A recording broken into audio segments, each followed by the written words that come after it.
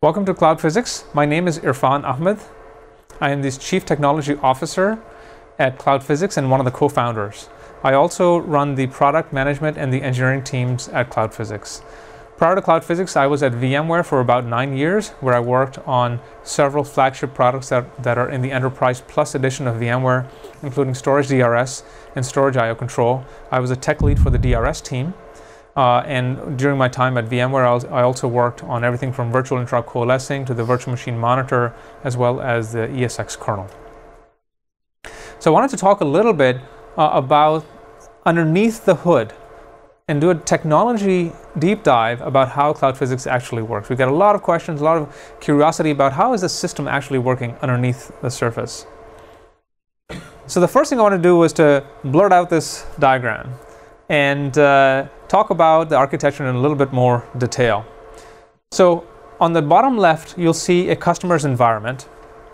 And the blue box there is our virtual appliance, where the customer will download and install within 5 minutes. The virtual appliance will connect to vCenter and ESX, and on our roadmap are other data collection targets, including Hyper-V, KVM, and other data sources in the storage as well as networking and physical domains. So as that data comes into the virtual appliance, it will scrub the data, encrypt it, compress it, and start to send it using standard SSL over HTTP protocol, so HTTPS, up into our global scale ingest servers. From there, a whole bunch of different processing happens. So this is where a lot of the magic of the system is. And there are systems that we use, including HBase, which is a very large-scale system that mimics some of the systems that are used by Google. We also use MongoDB, we use Redis, we use KairosDB and OpenTSDB. We have a very modern stack, including Play, Scala, and Akka. And as far as the query engine to make this all work together, we realized that at the scale that we were operating, no one out there had an open source or even a system that we could buy. So we had to actually build our own large-scale global query engine. So the data that's being collected is the highest resolution performance data in the industry. We have the capability to be able to collect this performance data about the virtual machines and about virtual disks down to the I/O by I/O level.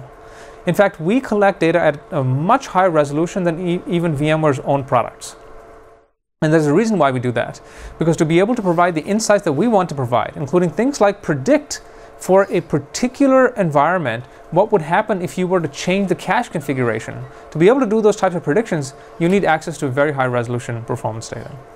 So we're, of course, also collecting configuration, fault, event, task data. As the data comes in, it's stored in some of the databases that I've mentioned earlier and some of these systems that we've developed. Because for each type of a system, each type of a data source, you need a different way to store that data. So as that data comes in, it gets parsed with schema normalization and stored in our multi-tenant secure data centers. So from there, the query architecture comes in. So we have a query engine that is used for every card or every app in the system, whether that app is developed by the community using what is called the card builder, or whether that's developed by our engineers. All of them use this query engine.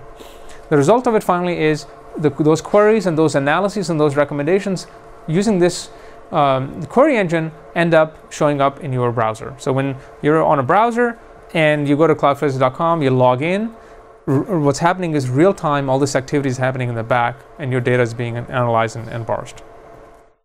So that's at the kind of a very high level what the architecture looks like. Now, let's talk a little bit about some of these simulators that are using those data sources to actually go very deep and give predictive results. Here I've got the VMware HA Simulator and a screenshot of it.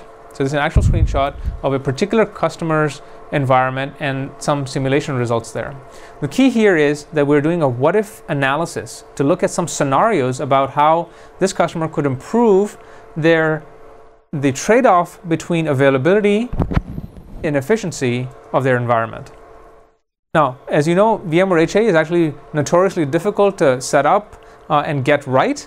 If you work in the default policies, there's a lot of problems often because customers run out of their ability to power on new virtual machines, and all of a sudden you get this error message in vCenter that says can't power on any more virtual machines, and you look like, well, I've got 16 machines and I've got 200 VMs. That doesn't make any sense. I should be able to go to 1,000 VMs.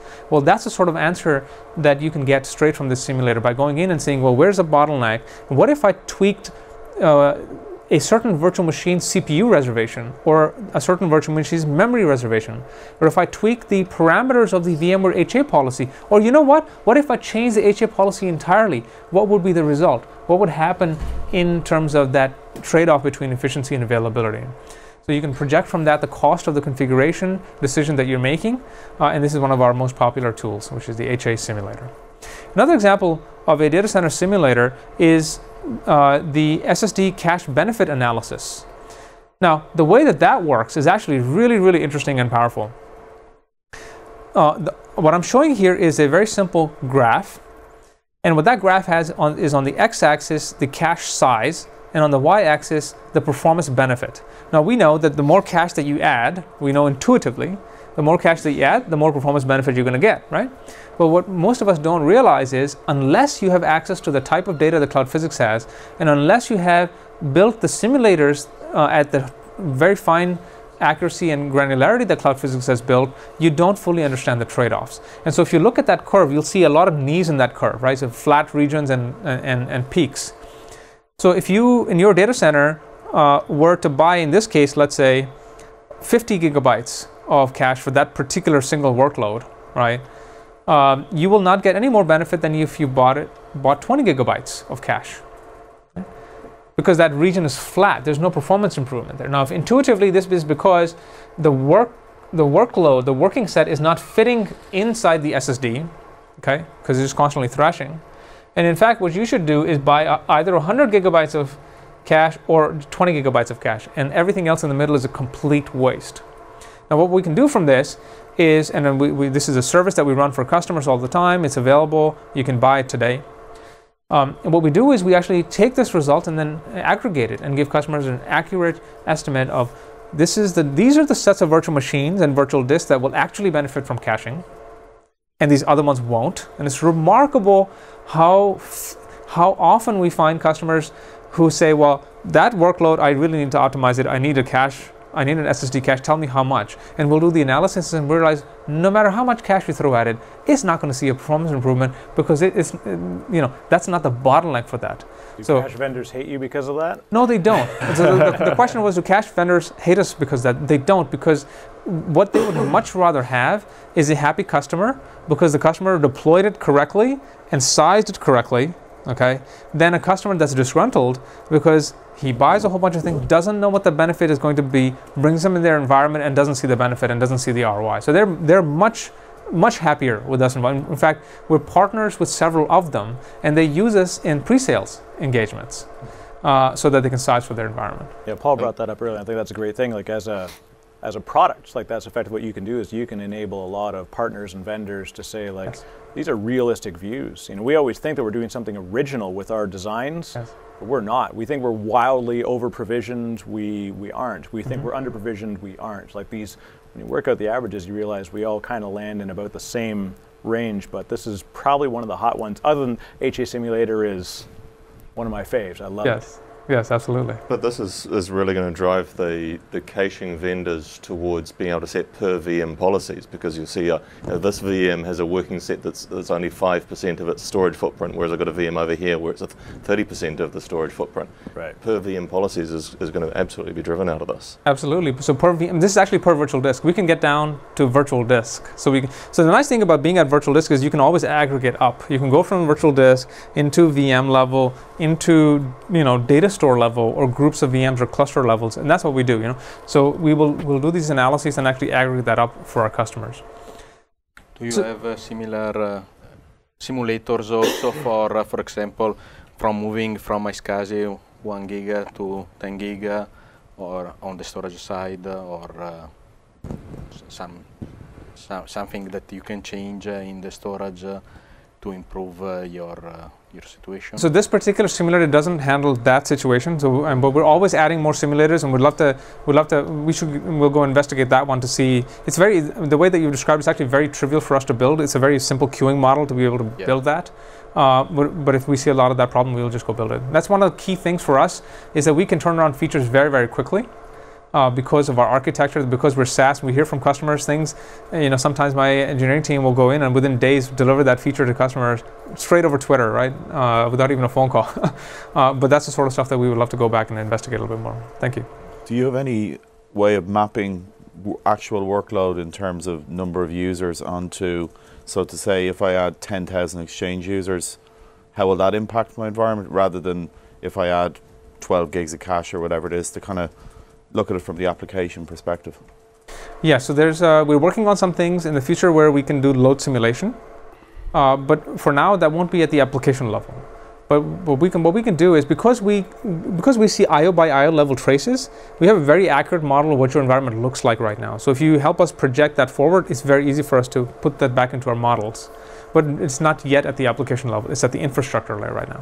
Is there any thought, Irfan, on being able to actually engage customers to say, can you feed us that extra layer of data? Like, say I have an Exchange server, you don't know whether I've got 400 people or 4,000. Maybe if we were to elect to feed in that data, that could derive some really interesting analytics. Absolutely. So that we're looking at some choices there, either to ask customers to directly tell us, or some black box inference techniques where you don't have to tell us, and then if we can develop that, it's a lot easier. For us, user experience and not forcing you to do as little work as possible is really important. So we're playing with that trade-off. We'll follow up with you guys to get more advice on that. Maybe it could be not at application level, but at workload type. This could be, for example, for VDI, where you can define a typical workload and then make some analysis on it. We have Exchange or something else. But, that's definitely the case. You can define a type of workload. So we'll follow up on offline and try to get a sense of how easy can we make it for you guys to do those taggings and so forth. Just quickly, I wanted to mention a couple of other things. Discovering causality is actually a really critical thing. Now, if you're running a data store and you're running 100 VMs on top of it, now our data set, and when we do global analysis across customers, we find that the typical data store experiences multiple contention events during the day. And any given business day, multiple. It's actually very surprising. But you've got 100, 200 VMs running on top of this data store. How do you go figure out, out of those 100, how many were actually affected, who caused the problems, and who are the victims, right? And so we've built this tool to go off and help you do that. So first of all, the tool actually goes in, looks at those contention points, looks at what other events may have been happening at that point in time, and goes and highlights the contention periods, because sometimes latency can be high, but it's not a contention point. It was just some freak event or some single virtual machine just contending. Happens with backups all the time. Backups cause latency to go up, and you see a lot of alarms firing, and eventually what happens is system administrators turn the alarms off because, like, oh yes, every night the backup's going to fire. I'm going to get the latency alarm or anything or whatever. Instead, what we do is we actually do some data analysis on that data and say, no, we don't need to raise an alarm for this. This is not an event that is a contention that needs to be resolved. So for the first analysis is to identify the periods that you actually need to look at. Then we actually go in and actually do the culprit analysis and the victim analysis to say which virtual machines caused the problem, which ones were actually affected by it, and which ones were just bystanders. They weren't affected. They happened to be in the same data store, but they were not affected. We found that remarkably improves the mean time to resolution for any kind of a performance problem for storage that you're getting. Really quickly, I wanted to also mention predicting potential outages, and that is all about what I mentioned a little bit earlier, where we are tuned. We've got our ears to the ground for issues that are emerging from around the world. So, for instance, on the 4th of February, in fact, if I was to log in, I'd see something even more recent. There was an issue that VMware confirmed from the field that, that a certain problem was affecting ESX to the point of crashing ESX machines around the world. Okay, so VMware confirmed it. Immediately, we got on top of it, and we were able to notify our customers of that problem. Okay, and now that's not just a general case, right? So we actually do a complete pattern match of that problem that VMware confirmed, and we have the similar things for HP, Dell, and other vendors, down to the type of hardware. And inside this customer who has a lot more machines than 15, I'd also identify the exact 15 that you need to go worry about or patch or do some sort of evasive maneuver for, right? So very, very, very tight matching. So there's a lot of other things I could talk about, but what I wanted to do was just to kind of zoom out a little bit and open it up for any quick questions on kind of this technical deep dive. Well, you've hit a few good points, and I think the next progression and the question I had from my V Brownbag brother, Cody Bunchy, and I've always had this, is there's one step that we know it could head to, and that's actionable response based on predictive data. So what are your thoughts on, is CloudPhysics looking towards that, and, yes. and what do you think would work out? Absolutely. So for us, the holy grail in IT systems management is getting ahead of the problem. So for us, we spend a lot of effort and time, and we're continuing to on the analytics side, because what we realize with this team being the team that built DRS, built storage DRS, built storage act control, if you combine those things, that's I believe the world's most used and most effective autonomic systems in the world, right? For automatically taking action and being proactive. So with that experience, what we realized is to take systems management to the next level, what we need to focus on first is knowing the root cause of a problem and knowing what recommendation exists to get around that problem. The automation part is easy. So we're solving the hard problems first. And so right now you get the recommendation. You get this actionable recommendation that says, here's the problem, here's when it happened, here's who are involved, here's what you need to go and deal with it. What happens in the future from that, as you said, is to go and say, well, we can get ahead of it. And that's definitely in our roadmap.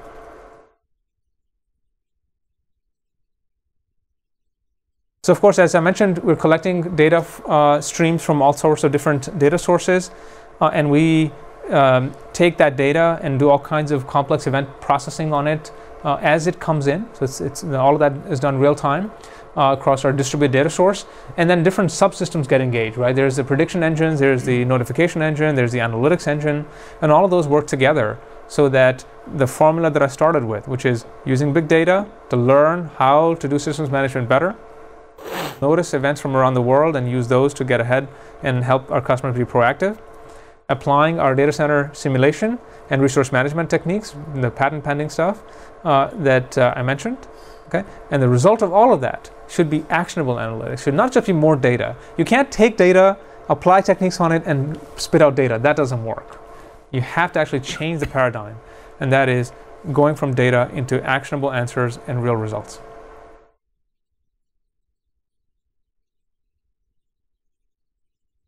I have a question. Where I've worked, I've always had an issue where it's like my infrastructure's really impacted during certain business events, month end, yes, quarter end. So I've struggled at times to identify whether that's an infrastructure problem. Like, I know where it's occurring and I know why it's occurring, but how would that look on this? What if your business is just putting more demand on your stack? You don't want to look at your CloudPhysics data and think there's a problem if it's just increased utilization. Right. And I think what happens a lot of times is, for instance, in the data store contention and performance management screenshot that I showed, a lot of times what you'll be getting is some phone call. Okay, something is slow, or there's some SLA that's being violated. So the key thing is to be able to provide a certain service level to your clients, you need to be able to measure it. And so that's where we start. Right? So to be able to measure it at a fine time granularity.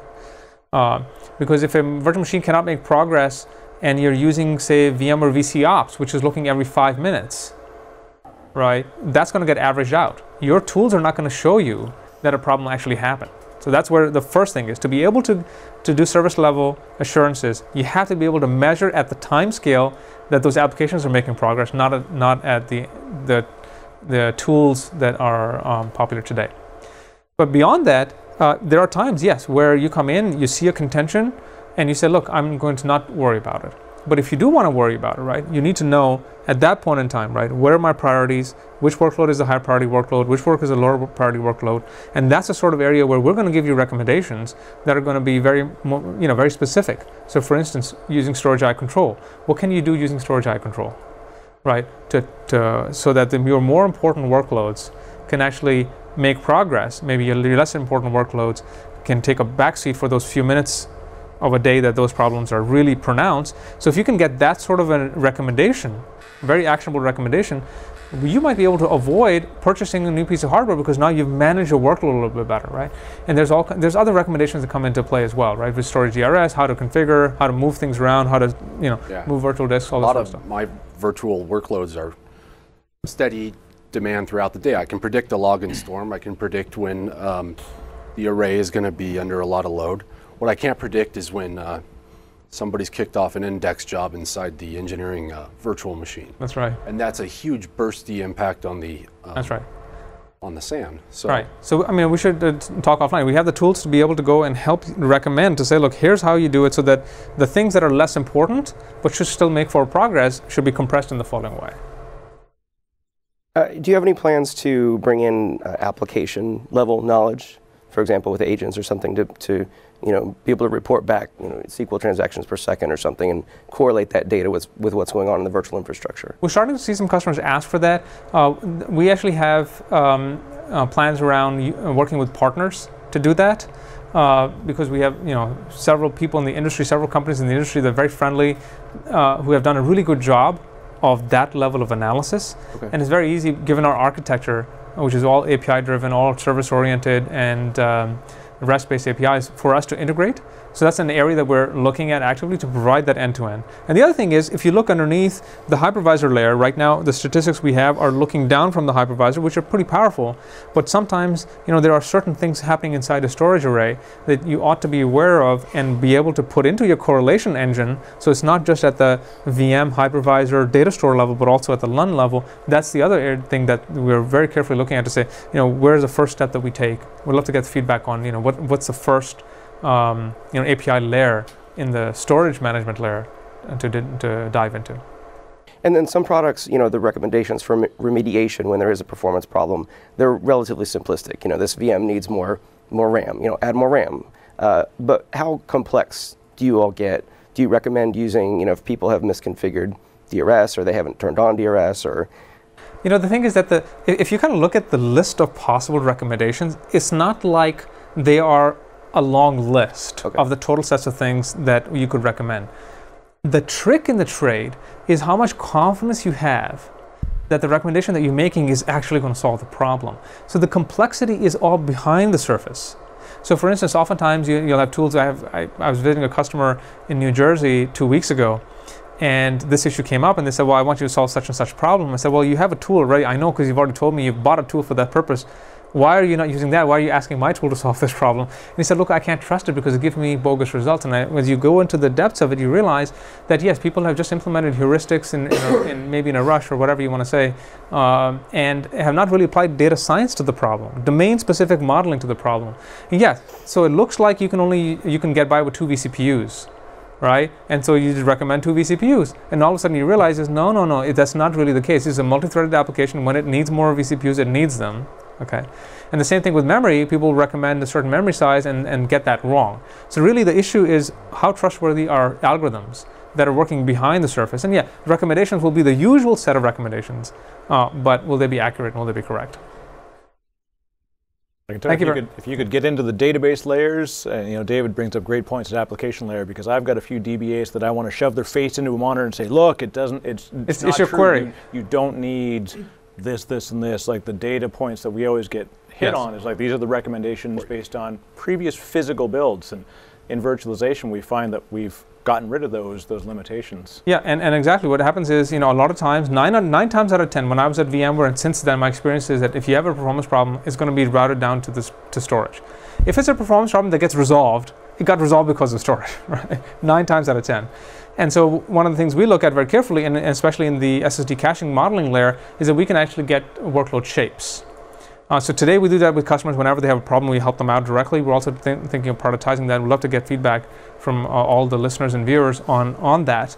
But that's a step in that direction to say, look, at the infrastructure layer, how can I argue with both the admins on the layer above me and the layer below me about the layer that I'm in? Because ultimately the hypervisor layer, we're always dealing with mean time, not just mean time to resolution. We're dealing with mean time to innocence, right? And so if you have the right set of data that can point you away from your layer being the cause of the problem, right, that accelerates. So for us, that's a huge focus. For us, storage is an area that we find a lot of our customers are guiding us. Yeah, not just application layer, but even to go down to the VM layer, we could probably get a lot of that info out of there. Whereas you've done like the data center layer with HA predictability, SSD predictability, even to highlight and say one VM is one that we're going to say, what if I took this VM and I watched it for 24 hours, gave it 24 hours with double the RAM? What would be the predictive result based on its profile? If we could get granular on that. Obviously, sorry, there's a lot of feature requests that we're handing in, but and what do you think about, you guys talked about obviously SSD, traditional spinning disk, and those are easy 2 layers that we can attack. What about with a lot of products that are coming out now which are taking away that layer? So the whole idea is that you're getting lots of abstractions at the disk layer that you may have some RAM based, some SSD based, some SATA based, and that's all merged together and presented as a single storage presence. Yes.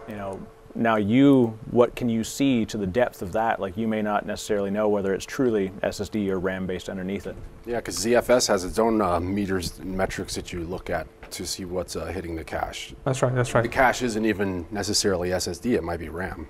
Yeah, so we definitely see a lot of RAM-based caching. SSD is actually really tricky in that sense because it's big enough to actually make a huge difference, where DRAM caches tend to be very small.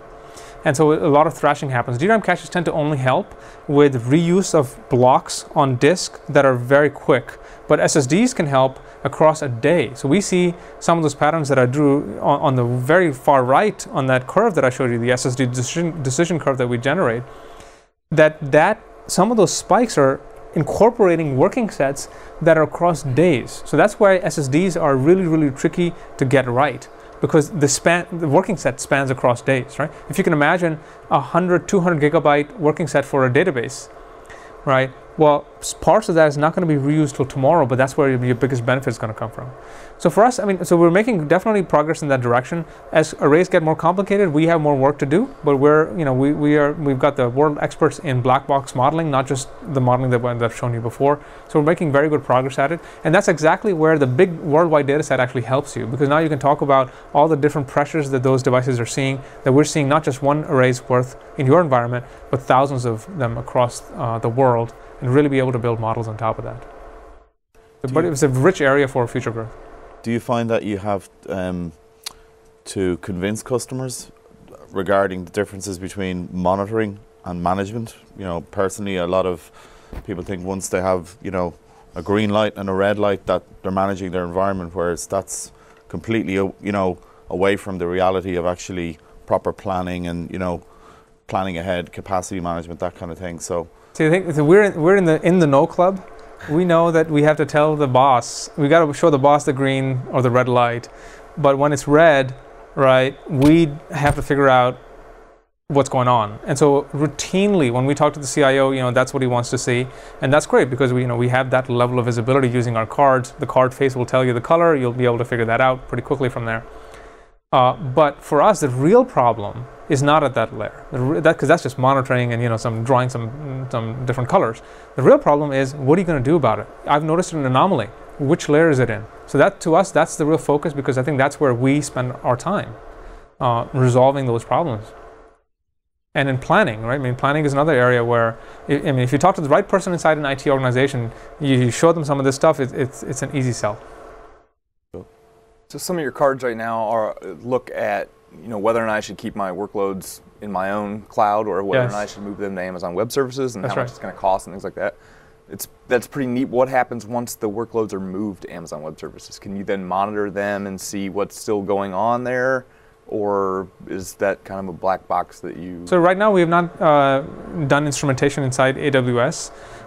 We're working with customers, and that was a kind of an example where we wanted to launch that into the market and see how people responded to it, and learn from that experience to go and build the right set of products around that.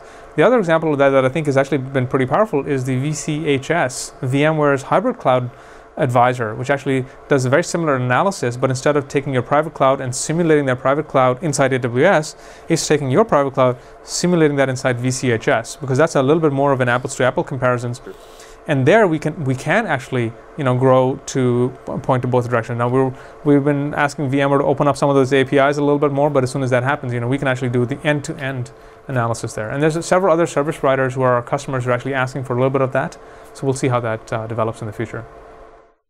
But Amazon is a little bit different, obviously, because you can't see underneath the surface. But most other service providers that we talk to are much more open to actually being transparent about what's happening underneath. And that's actually really, really powerful. And I think that's a great differentiation for VMware-based service providers, because they actually have the ability to let you see underneath the cover using a tool like ours and give that coherent picture, that where Amazon can't do that.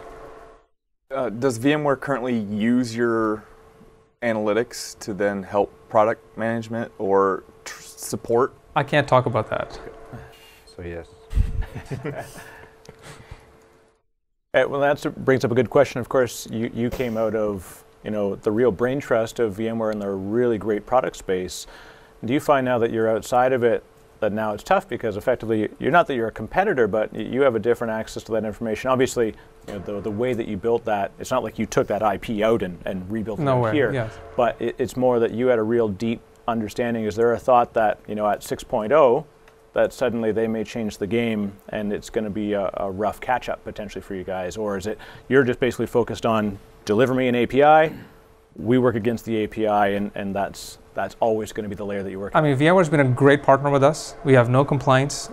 They've worked very closely with us, not only to get us to be a technical partner at the API level, the traditional vCenter APIs, but they've actually been very cooperative and helpful in getting access to certain pieces of data from inside ESX that no one else has access to. And it's because of the expertise of this team that we were able to, you know, go and really make analysis results out of that data set. But because we needed access to that data, we worked very closely with VMware. Just they've been a fabulous partner for us. So, and I think VMware's ultimate goal is to make the customers happy. Okay, and we find that whenever you're talking about making the customer's life better, VMware is cooperative. So, you know, we don't have any worries around that at all. I guess the next question comes up. Other hypervisors? Azure? I mean, if you look at, so Azure's in the cloud side, but if you look at Microsoft's one of the most open platforms in the world, right? You can go in and you can pretty much put yourself right into. Oh my God. No, it is. I mean, as a third-party vendor. Dirty hole. You know, Microsoft has 30 years of experience building an ecosystem around themselves. So you can go into a Hyper-V or Windows 8 and put yourself in pretty much any layer inside the operating system and get visibility, access, the ability to change I/O patterns and so on and so forth, do caching. So we don't foresee any issues there. The hypervisor API is also open. So we think that as we get more demand on Hyper-V and KVM, that it'll be the same relationship. Right? Yeah, so. I would say the next question would be: is KVM going to fall into that roadmap as well? So we're talking to customers about KVM right now, and try to get a sense for when the right time is for us to invest there. Right. And we have some customers that are experimenting with it. And so we're very closely watching that space. The nice thing is our architecture was deliberately designed to go multi-collector, not just from different hypervisors, but also from being able to pull in network layers and storage layers and fabric layers and application level layers at the top. So we have very modular architecture. Each new API that we add, we have experience with this. We just really plug it into our layer. We call it the Compass layer, which does a data transformation into our API and then magically shows up in the card builder as something you can actually build queries on top of.